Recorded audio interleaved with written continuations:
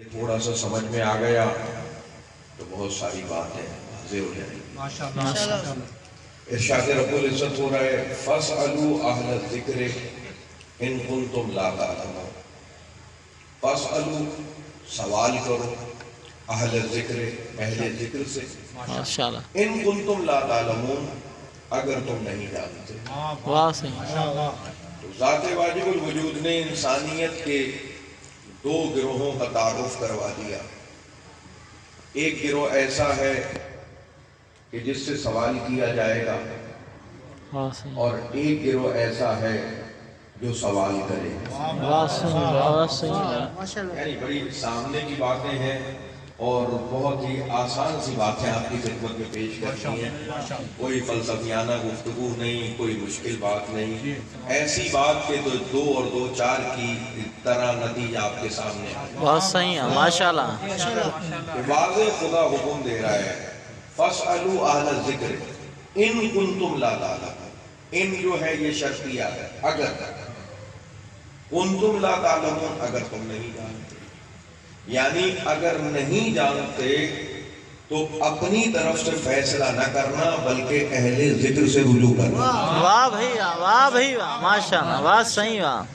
किसी मसले में ये इजाजत नहीं है कि आप अपनी तरफ से ही फैसले करें, अपने ही कयास को दौड़ाएं, कयास के घोड़ों को, और किसी नतीजे नहीं। अगर नहीं जानते तो अहले ज़िक्र से सवाल। वाह सही। यानी जो सवाल करेंगे वो अहले ज़िक्र नहीं होंगे, और जो जवाब देंगे वो अहले ज़िक्र होंगे। वाह सही। जो सवाल करेंगे वो नहीं जानते होंगे, जो जवाब देंगे वो जानने वाले होंगे। तो अब ये तो तय हुआ कि अहले ज़िक्र वो हैं जो जानने वाले हैं, जो सवाल करने वाले साइलीन हैं वो ना जानने वाले हैं। अब जब 2 गिरोह हमारे सामने वाज़ेह होकर आ गए कि एक न जानने वाला गिरोह है, एक जानने वाला गिरोह है, अब कुरान से पूछते हैं ये जानने वाला गिरोह और न जानने वाला गिरोह क्या बराबर है? तो फिर कुरान ने सूरह ज़ुमर की 9वीं आयत में ये फैसला भी कर दिया, कुल हल यस्तविल लज़ीना यअलमूना वल लज़ीना ला यअलमून, कि जानने वाले और न जानने वाले हरगिज बराबर नहीं हो सकते। तो जब सवाल करने वाले अहले ज़िक्र के बराबर नहीं हो सकते तो तुम्हें किस हकीम लुक़मान ने कहा कि सब बराबर है? वाह भैया, वाह भैया, वाह भैया, माशाल्लाह। जियो जियो।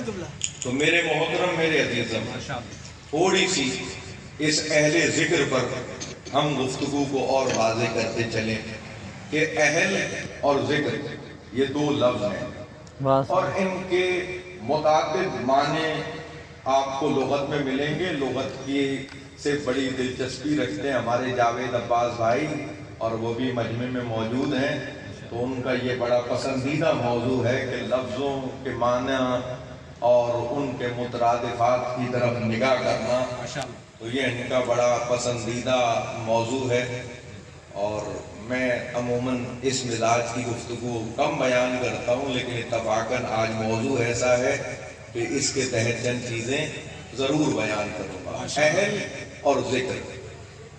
अहल के अगर हम माने लें, जितने भी माने आप लुगत में उठाकर देखेंगे तो 3 मानों से उनका ताल्लुक बनेगा।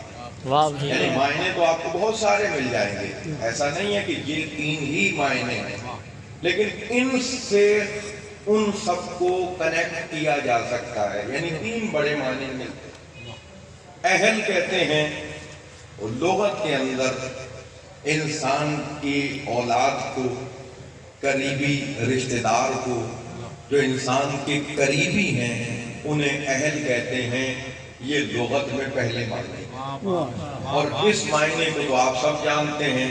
जब आपके पास कार्ड आता है तो जिससे कम ताल्लुक होता है ज़हूर साहब, वो फकत नाम का कार्ड देता है, और जिससे गहरा ताल्लुक होता है तो वो कार्ड के साथ लिखता है सैयद एहसान अली शाह साहब बिमा अहलो अया। मतलब है कि अकेले ना आइए, अपनी फैमिली और अपने करीबियों को भी साथ लाइए। वाह भैया, वाह भैया। अहल के एक मायने हैं जो इंसान का करीबी हो, जो उसकी औलाद हो, जिससे उसका रिलेशनशिप बड़ा करीब का हो। एक तो अहल के मायने ये है। अहल के दूसरे माने लुगत में है लायक के। भाई आप इस चीज के अहल नहीं हैं, आप इस जॉब के अहल नहीं हैं, आप इस काम के अहल नहीं हैं, यानी आप लायक नहीं हैं, आप में ये एबिलिटी नहीं है। यानी अहल हो जो उसके लायक हो। अहल के दूसरे बड़े माने हमारे सामने लुगत में आते हैं लायक के लायक है या नहीं है, उसके काबिल है या नहीं है। और अहल के तीसरे माने हैं मालिक या वारिस के, कि कोई अहल भी है या खत्म हो गया सब, भाई इसके वारिस मौजूद है। तो अहल कहते हैं वारिस को, अहल कहते हैं लायक को, अहल कहते हैं जो करीबी हो। अब ये तीन मायने आपके सामने आ गए अहल के। अब जिक्र के मायने तलाश करते हैं। भाई जिक्र के मायने अगर कुरान से पूछेंगे तो कुरान खुद पहले कहेगा कि जिक्र से मुराद मैं हूं। आइए कुरान से सवाल करते हैं तो कुरान कहता है सूरह हिज्र में, इन्ना नहनु नज़्ज़लना ज़िक्र व इन्ना लहू लहाफ़िज़ून, यानी नहनु हमने ही इस कुरान को नाज़िल किया और हम ही इसकी हिफाजत करने वाले। अब किसी भी आलिम से पूछे कि ये सूरह मुबारक हिज्र की आयत है और इसके तहत तमाम मुसलमान जब तहरीफ कुरान के खिलाफ अपना अकीदा बयान करते हैं, शिया सुन्नी भाई, तो यही कहते हैं कि कुरान में कोई रद्दो बदल नहीं हो सकती, कुरान में कोई कमी व इजाफा नहीं हो सकता। क्यों? कुरान की हिफाजत की जिम्मेदारी ज़ाते वाजिबुल वजूद ने खुद ली है। भाई जब अल्लाह ने जिम्मेदारी ली है तो इस आयत में कुरान का लफ्ज़ कहाँ लिखा हुआ है?